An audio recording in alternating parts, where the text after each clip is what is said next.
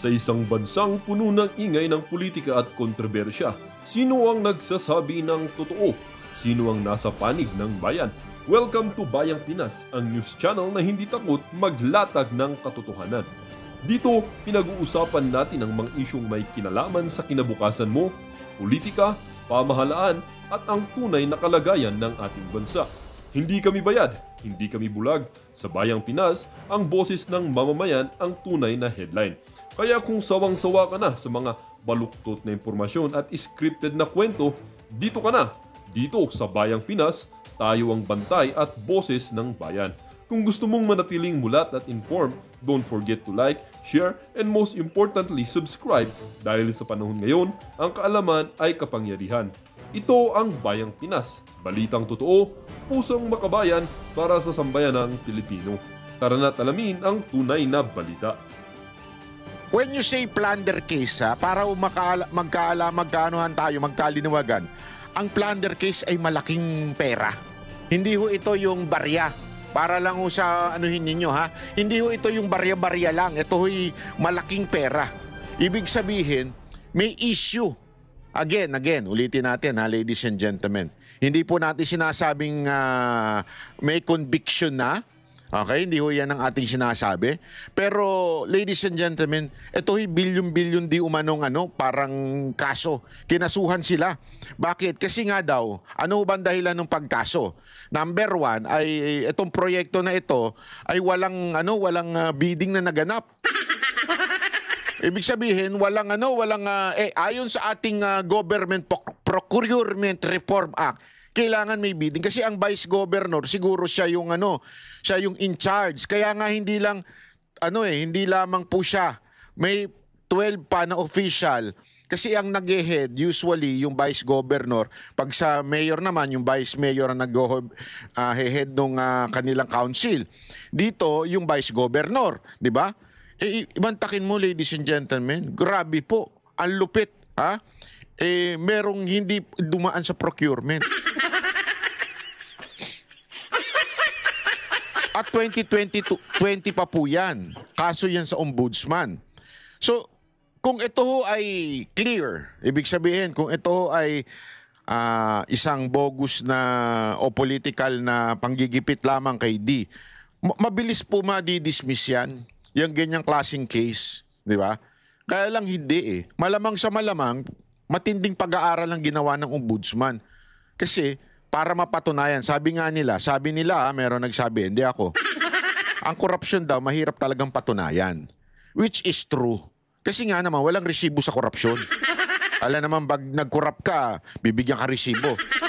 Ito, kunwari, 100 million, para sa'yo lang yan, ha? Ikaw nang bahala dyan sa mga bet ka mo, ha? Sasabihin mo, sandali, bigyan kita ng OR. Walang ganun, di ba? Siyempre, ang una-una nga, hindi nga yan nagtatanggapan sa opisina nila. Pangalawa, hindi ho yan kaliwaan. Usually, may mga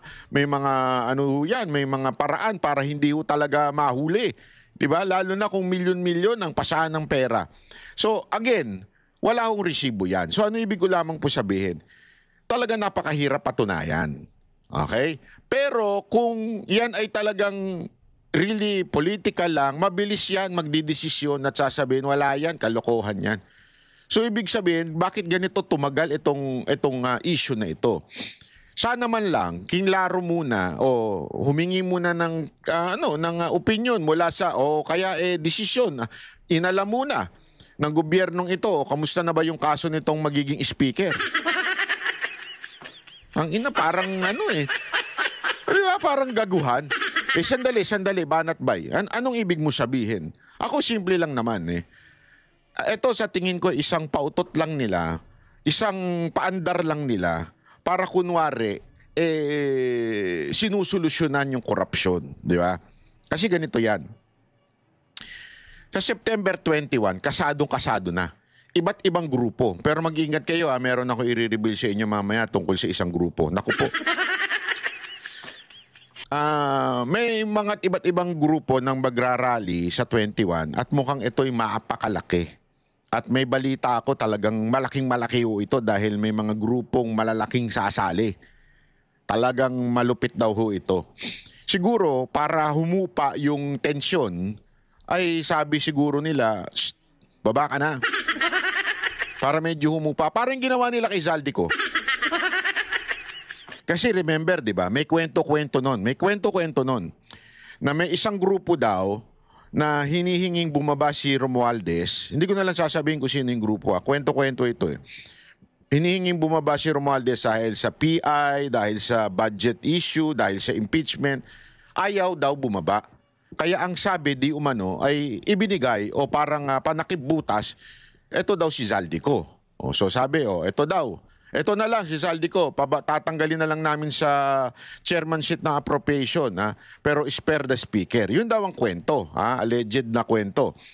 Tapos tinanggal nga nila si Zaldico. Ang problema, hindi humupa yung init ng taong bayan. Hindi lalo hong nagalit, lalong nabuwisit kasi parang, ano to, iniiwasan nyo? Kasi alam naman natin na kung meron mang kinalaman si Zaldico sa mga ganitong aligasyon, hindi naman siya makakagalaw ng sarili niya. Di ba? Ano lang, sabihin na natin, siya ang nakaupong chairman ng pinaka-powerful na komite.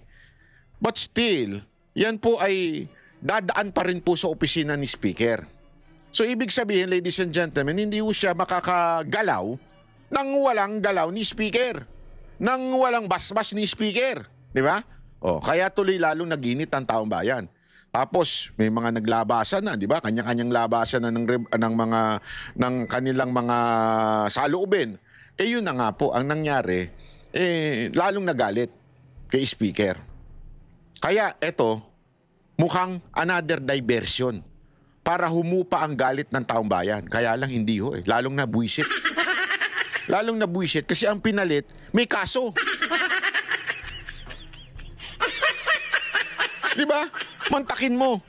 Papalitan mo nga yung isang speaker dahil quote-unquote siya ay allegedly corrupt na speaker. Di umano. Di ba? Tapos ang ipapalit mo, may kaso rin. Gago! Ito'y lantarang panloloko. Again kaso, hindi ko sinasabing conviction, but still, I mean, kaduda-duda na di ba? Meron ng kaduda-dudang tapos yan pa ipapalit mo.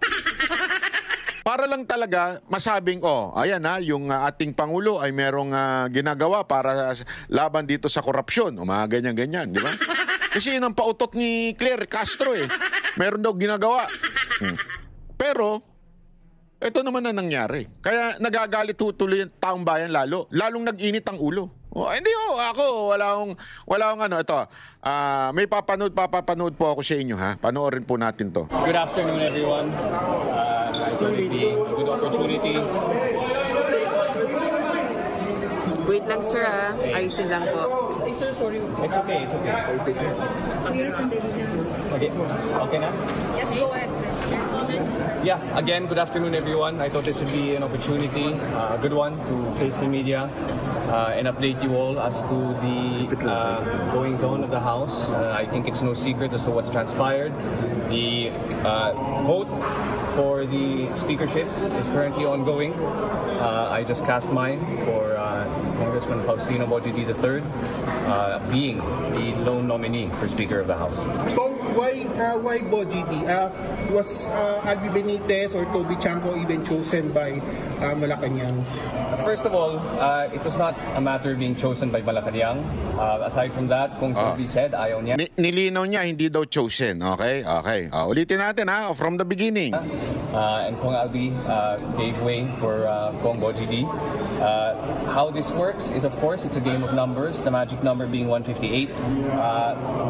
Kinausap at tinanong pa namin ang mga party leaders kung sino sa tingin nila ang pwede maging speaker kapalit ni Speaker Martin Romualdez. At ang pangalan na lumabas lagi ay ang pangalan po ni Congressman Bojidi. We are a collegiate body. The Speaker is Primus Inter Pares and he serves at the pleasure of the majority. So, noong lumabas po ang pangalan ni Congressman Bojidi, yan po ang na-nominate bilang Speaker of the House. Sir, sabi ni Pulong Duterte, cover-up move na naman daw po ito. Kayo daw po yung pumili kay Bojidi. Ano po? What did he Sabi say? ni Pulong Duterte, cover-up move na naman daw po. Itong pag-resign ni Speaker, tapos kayo po pumilit kay Boji D. Naku ma'am, baka style niya yun nung anak siya ng Pangulo. Pero I can assure you that we are consultative with all the party leaders. Pwede mo silang tanungin. We met for plenty of Style niya nung Pangulo, si Pangulong Duterte. Alam mo, Totoy, makinig ka Totoy, pinainit mo ulo ko. Ha? Totoy. Alam mo ba, ako, involved ako noon eh. Alam na alam ko yung nangyayari noon. Nakatutok tayo noon sa labanan ni Cayetano tsaka ni Velasco. Alam mo ba, dahil sa nag-aaway yung dalawa, marami nagkaroon ng parang panawagan na si Pulong na lang ang maging speaker. Oh! Alam mo, pagkakataon niya na yun eh. Sa totoo lang. Kasi yung mga congressman medyo naguguluhan. Sino ba? Si Velasco ba o si Cayetano ba? Oh. Alam mo, mismong siya ayaw niya eh. Hindi nga siya nagpapakita eh. Tutoy. Ha? Tapos, sabi pa ni Pangulong Duterte, pag yan nag-speaker, mag-resign ako. Publicly yan, ha? Ginawa ba yan ng tatay mo, Tutoy? Hindi, di ba? Pangalawa, meron ho bang pag-iimpluwensya na sinasabi mo si Pulong sa iba? Eto lang, makinig ka. Naalala mo yung nagkaroon ng problema ng speakership nila Cayetano noon? Di ba? Pwede niya sanang, ito na lang si Cayetano, o ito na lang si Velasco. Walang ganun. Pareho niyang close yung dalawang yun. Di ba? So, anong ibig ko lang sabihin? Tutoy, baguhan ka pa lang dyan, huwag ka masyado nagmamagaling. Ha? Eto, meron tayong prueba na kayo ang pumili. Kayo ang pumili. May prueba tayo. Eto ang video. weeks. Kung nagpakita sana si Kong Pulong dito sa trabaho at sa session, baka makikita din niya. But I'm sure he's busy looking Paano magpapakita? Muro-muro na lang kayo dyan. Naggagaguhan na lang kayo dyan. for the 51 billion that was spent in his district. Pero kung ano sinabi ni President Marcos nung magkaroon ng change of leadership dito sa House? Actually, hindi pa kami nag-usap. The last time sinamahan Ayan pakinggan nyo to ha. Huli siya sa sarili niyang bibig. ko, nakita kami ni Pangulo was nagsama, humingi si Speaker Martin ng meeting kay Pangulo. Sino humingi ng si Speaker, di ba? Humingi daw ng meeting. Ano ginawa niya doon? Kumain lang ba ng spaghetti? Nag-steak lang ng wagyo? Anong ginawa niya doon? And doon, nagbigay po siya ng kanyang resignation sa Pangulo. Sa sarili mong bibig, Tutoy. Sa sarili mong bibig, Tutoy. Lumabas. Humingi siya ng resignation. What the Hindi ka na ako magmurap. Nakakabuisit kasi. Lantarang ginagago tayo mga Pilipino eh. Sa simula, sinabi niya independent naman daw sila. Keso ang nagdidesisyon daw yung grupo. Diba? Sinabi niya yun eh. Pero ngayon, ano sinasabi niya? Pumunta si Romualdez kay Marcos at nag-resign doon. Tutoy, bakit nag-resign doon? Siya ba namimili? Si Marcos ba? Kaya nag-resign, it only means one thing. Ang namili kay Romualdez ay si Marcos. So therefore, ang mamimili ng bagong speaker, si Marcos uli. Tama, mali. Yan ang mahirap sa mga madadaldal, mabilis mahuli. Sana kumanta ka na lang ng pyramid. Hindi, di ba? Ano unang sinabi mo? Ang linaw nung sinabi mo noong una eh. Sino nagdidesisyon? Kayong party mates, bla bla bla bla bla bla. Ngayon, ba tumingin ng resignation siya kay Marcos? Di ba dapat kasi again hindi ho supposedly ito yung sinasabi independent, hindi naman ina-appoint ang speakership. The only thing na nagbibigay ka ng resignation ay kanino? Sige nga.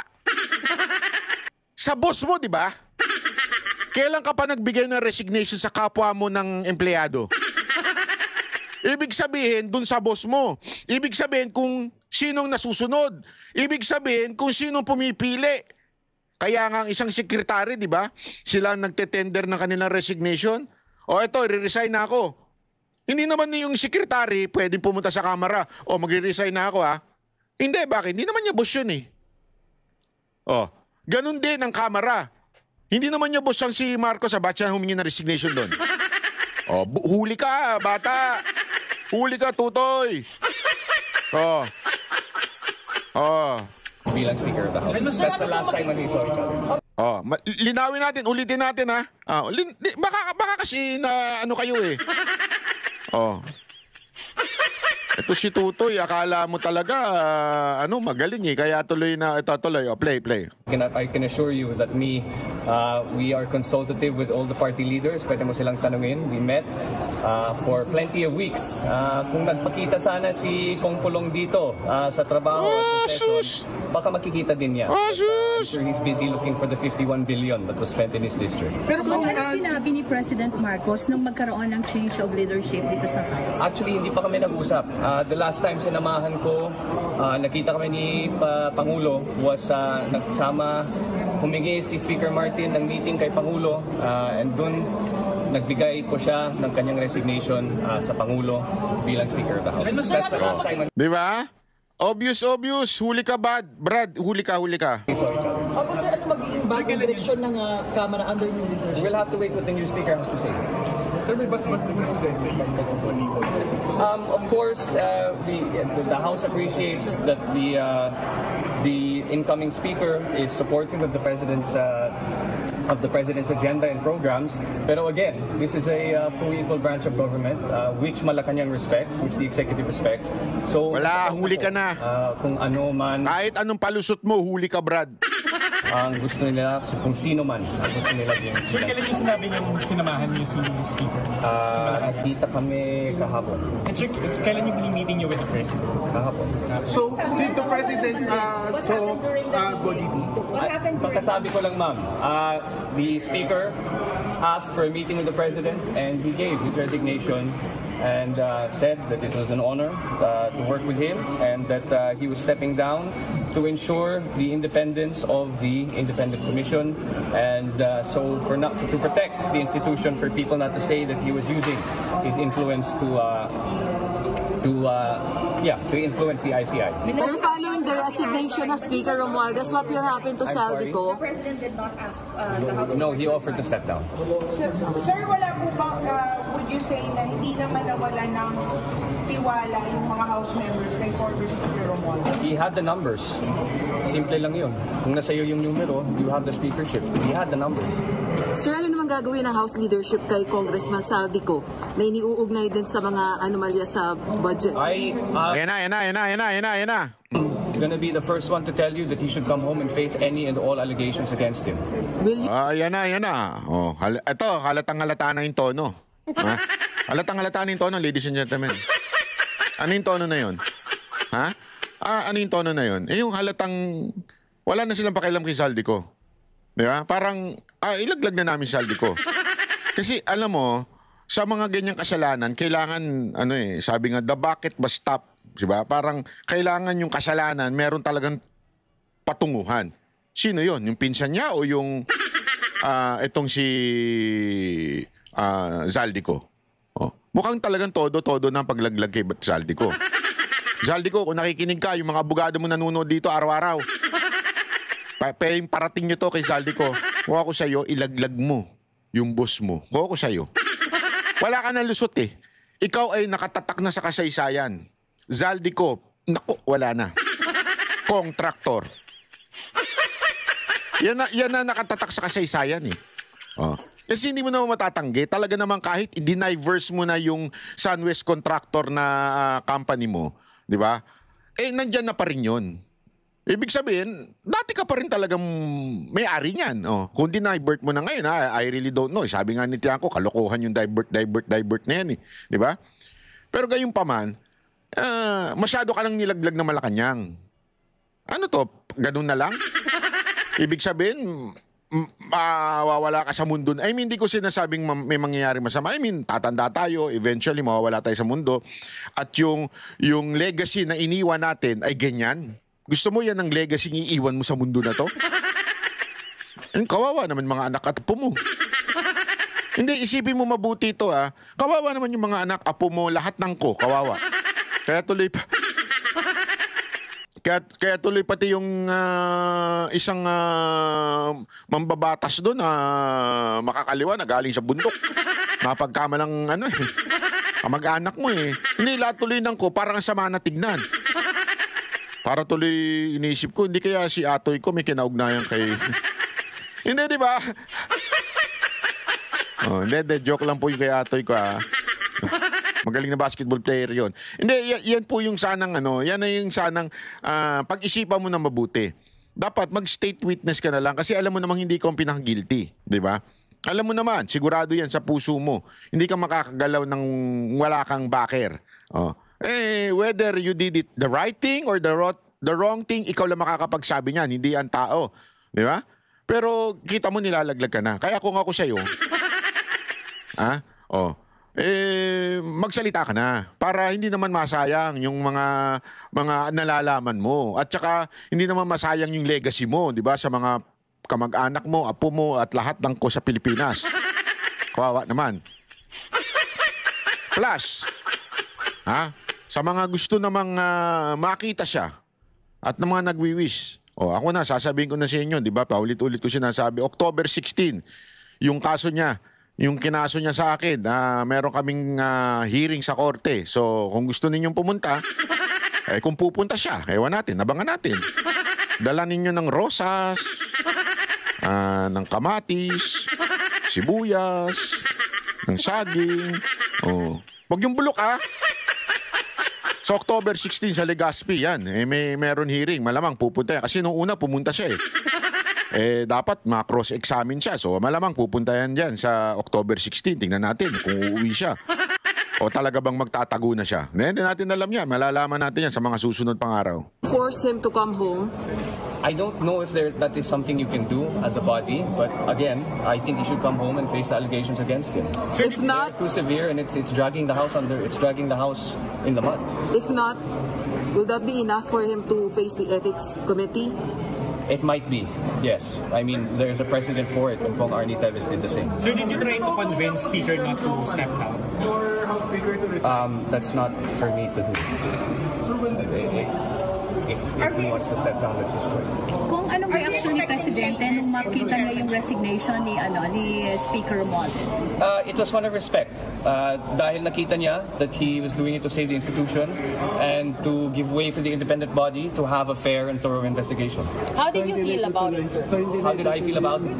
I mean, on a personal level, of course, nakakalungkot din, and the House members, because he did enjoy the majority support of the House, nakakalungkot. Anytime there is a speaker that is outgoing, nakakalungkot. But again, it was done for the sake of the institution, and hopefully the incoming speaker, Boji D, will bring the House down. Bring the House down. Party ba? Party? Bring the House down. It is accountable and one that is answerable to the people. Kung hindi ba kayo natatakot sa mga protest this coming Saturday? Kasi parang pakiramdam, parang isa sa yata siguro sa nag-force kay Speaker Romualdez to resign is baka nga yung pressure sa kanya to ditong mga issues na to, especially kung marami na sa kanya pa yun sagutin, hindi pa yun para sa akin. Malamang pinakalasahan sa chairmanship ng mga committee dito sa House? Sa tingin ko, ma'am, nasa gitna po tayo ng budget. Kailangan natin ipasa ang pinaka-importanting batas ng ating bansa, at yan po ay ang budget. So I don't think there will be any changes for now in the chairmanships or the composition of the leadership. Dahil lang, it's too disruptive of what we are going through. Pero after the budget season, sir, hindi po ako yung speaker, tanongin niyo yung speaker. Hindi naman ako nag-decide. Pero sir, bibigyan po ng position si Speaker Martin Romualdez sa committee chairmanship? Again po, hindi po ako yung speaker, so hindi ako makasagot ng tanong niya. So no changes until... Pero ikaw nga daw nagdidesisyon Tutoy. Tutoy! Matapos yung budget. Ano po? No changes po sa committee chairmanship. Hindi tayo ma'am. We start plenary debates on Monday. Hanggang madaling araw yan. That's the end. And then there are no committee hearings actually. We don't do committee hearings during the plenary debates, but all members are encouraged to be on the floor.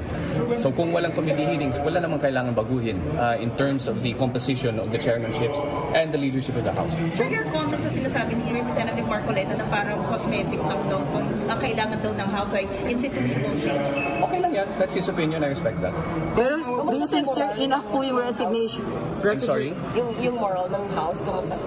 Well, again, the House has been under fire for the past few weeks. So obviously morale is low. But I'll be the first one to tell all of you, some of that blame is deserved and warranted. So I think the House needs to reform, the House needs to be accountable, and the House has to be answerable to the Filipino people, and I hope that's what the leadership of Speaker Boji D brings. Do you think yung resignation ni Speaker Romualdez will pacify the outrage of the public sa corruption? I don't know. That's not for me to answer. Pero yung mga reforms sa budget lagi process will continue, yung reform sa budget process, would it... Of course. Wala naman yan sa Speaker. That's for the whole institution. We are in the process, or in fact already finished, instituting and implementing those reforms. So, wala pong samaan ng loob si President Marcos and si Speaker ngayon? No, wala. Not at all. Okay po sila? Yes. Anong naging very okay. Ano ang naging atmosphere nung magkita si Speaker at si Presidente? Nagkita ba sila? Yung nagkita sila? Nakita sila kahapon ng meeting kami. Okay naman. Wala namang pressure, sir? Well, kung nakinig kayo sa speech naman ni Speaker Martin, sinabi niya, bumibigat ang pressure sa kanya. So, that should answer your question. Wala. Major, yung pagiging productive ng House during sa past few years, ma-replicate kaya under Speaker D at saka yung mga committees, hearings, yung mga Infracom, yung mga Quadco, matutuloy pa rin po? Again, you'll have to ask the incoming Speaker. That's not for me to answer. But in terms of the legislative agenda, the LEDAC priorities that is handled by the Majority Leader, we will ensure that all legislation is passed at an opportune and on time. Posible po ba makakapagpapalito si dating Speaker? Tinanong na po yan kanina. Alright. Again, you will have to ask the incoming Speaker. That's not the call of the Majority Leader. That's the call of the incoming Speaker. Kung of course, medyo problematic pa rin talaga ang House kasi hindi siya lagi. Thank you! Di pa tapos yung iba eh. Do you think the new Speaker would resolve these issues na ang These reforms have to be institutional. And these reforms will not... Alam nyo, ito. Pakinggan tingnan natin tong reaction ni Pulong dito sa issue na ito, di ba? Kasi, alam mo, ito na nga, ito yung kinagagalit ng puwit ni ni Tutoy. Statement of Representative Paulo Duterte. Ngayon, pinalitan si Martin Romualdez. Tapos si Representative Boji D daw ipapalit. Sinong pumili? Walang iba kung hindi si Sandro Marcos. Party mate sa Partido Federal. Anak mismo ng Pangulo. Ano to? Isa na namang cover-up move? Palit lang na mukha pero parehong bulok na rin ang sistema? Correct. Bulok pa rin ang sistema. Mr. President, ano ba to? Kung seryoso ka talaga laban sa tinatanong pa ba yan? Hindi naman tayo seryoso. Bakit hindi ka mag-file agad ng kaso laban sa mga tiwaling mambabatas? Mahirap mag-file. Mamaya siya ituro. Kaya pag nag-file siya, baka magkalaglagan. Hindi matatapos ang korupsyon sa iyak-iyak at bulahan lang. Naku po. Palay mo. Ay, alam mo naman mga Pilipino, madali maloko eh. Pag umiyak na, bait-bait ng presidente. Hindi. Patunayan natin hindi lang ito puro salita. At huwag naman nating sabing sa halos 4 na taon bilang Pangulo, wala ka man lang alam sa korupsyon sa Kongreso. Aba? Kong, pag panay ang party, minsan nakakalimutan ng pinag-uusapan. Yeah, siyempre pag inuman yan, hindi pa natin alam kung hanggang inuman lang ba talaga yan. Hindi natin alam yan eh. Siyempre pag nag-uusap-usap, wala na, nakakalimutan na yung kinabukasan. Di ba yung mga lasing? May mga lasing dyan, tapos mga gagalit-galitan, yung mga minsan nag-iiyak-iyakan pa. Pag mga lasing, ganun eh. Kinabukasan, tanungin mo, kamusta? Ano? Alam mo yung sinabi mo sa amin? Yung asawa mo, naglolo ko, ganito. Ha? Sinabi ko ba yun? Yung asawa mo, nakipagano sa driver, ganun. Di ba? Yung mga ganun eh. Hindi ba siya nagsumbong sa'yo? Huwag nyo namang ipalabas na lahat ng kalokohan, wala kang naririnig at wala kang nakita. Sabi nga niya, nandyan mismo ang anak mo bilang majority leader. Kung susumbong ba? Kung kasama siya susumbong. Ang hirap naman nun. Tay, sumbong ko sarili ko. Hindi pwede yun. Gago! Kung pulong, paano niya ano yung sarili niya? Bira ka, oo. I call on the DPWH to come out with the comprehensive list of projects in all district na magkaalaman na. Yon. Yan ang sabi ko sa inyo, matikas ang ano. Hindi lang, alam mo, itong si Congressman talagang matapang na tao, ha. Kasi kung ikaw hindi malinis na tao, hahamunin mo ba yung DPWH? DPWH, maglabas nga kayo ng listahan ng lahat ng project sa mga distrito. Kung may tinatago ka, hindi mo sasabihin yan. Diba? Hindi mo sasabihin, hindi mo hahamunin, lalong-lalo na nandun ka sa opposition side. Ibig sabihin, wala ka sa power, hindi mo hawak ang DPWH. Ibig sabihin, wala ka eh. Kung utusan yan, sabihin na, ilabas mo nga yung project, lagyan mo yung project yung lugar nila. Diba? Pwede yun eh. Ang lakas ng loob niyo magsabi kasi alam niya, malinis siya. Walang bayad ng korupsyon. Tama na ang panloloko, tigilan na ang palabas. Kung gusto nyo, respetuhin pa kayo ng tao, harap-harapan yung labanan ng korupsyon. Ibitayin wala pala yun. Wala yung bitayin part. Dinagdag ko lang yun. Walang sacred cows, walang cover up, walang atik-atik. Ano